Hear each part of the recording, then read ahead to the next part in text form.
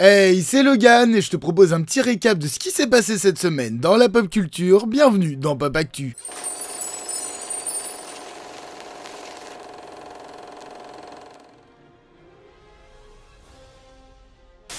Tous les films ne sont pas des succès, c'est notamment le cas de Madame Web sorti en février dernier. Le film a récemment franchi la barre des 93 millions de recettes pour un budget de 80 millions sans compter le marketing, et on rappelle que pour être considéré comme rentable, un film doit réaliser entre 2 fois et 2,5 fois son budget. En interview et quelques temps après le film, Dakota Johnson, l'actrice principale, a souvent dit qu'elle comprenait que le film n'ait pas été un succès et a même avoué ne l'avoir jamais vu. Suite à ça, des sources diraient que Sony serait plutôt vénère car l'actrice a pas mal traîné le film dans la boue. Et donc en quelque sorte blacklisté de Sony à présent car forcément ils pensent maintenant que c'est un danger de faire un film avec elle. Alors qu'ils n'en veulent pas à Sydney Sweeney malgré son ouverture de SNL en disant « Je suis Sydney Sweeney, vous m'avez certainement vu dans Euphoria ou Anyone But You mais clairement pas dans Madame Web ». Bref, beaucoup de crépage au chignon, de notre côté on a surtout peur pour le film Craven.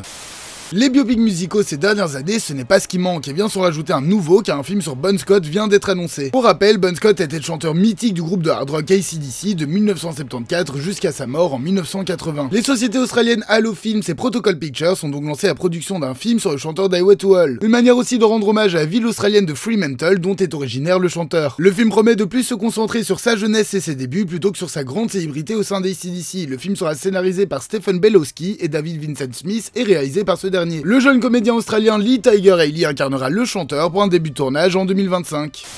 Actuellement en promo pour le film McPhee, Daisy Ridley a quelque peu parlé de son prochain film Star Wars où elle réincarnera Rey. Elle a expliqué que nous la verrons plusieurs décennies après le 9 en train de rétablir l'ordre Jedi. Nous la suivrons donc bien évoluer après avoir emprunté un autre chemin et nous la verrons en tant que maître apparemment bien différent de Luke Skywalker. L'actrice espère toujours pouvoir tourner le film cette année mais avec la grève récente, le scénario a pris du temps, il faudra donc encore patienter.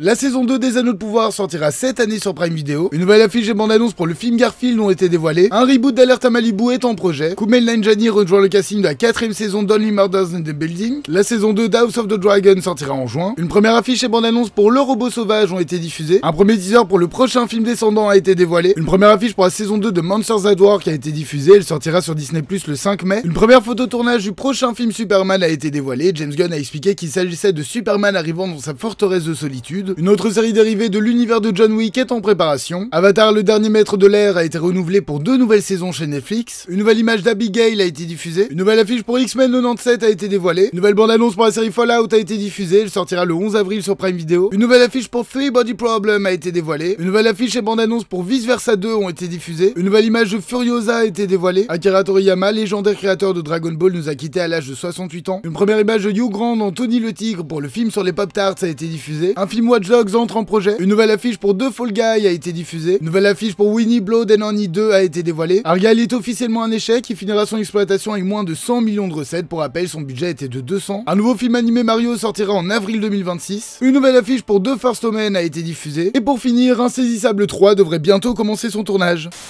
Et voilà, ce 76e épisode de Pop Actu est maintenant terminé. Merci de l'avoir suivi jusqu'au bout. Il a été un petit peu plus court, il n'y a pas eu de sortie de la semaine, tout simplement parce que déjà il n'y avait pas grand chose d'intéressant et surtout comme ça je peux un petit peu plus me concentrer et sortir la vidéo sur les Oscars au plus vite possible. N'hésitez pas à liker, commenter, partager et vous abonner. Ce sont une fois de plus les plus grands soutiens pour la chaîne. Moi je vous dis à dans quelques jours, passez une bonne soirée.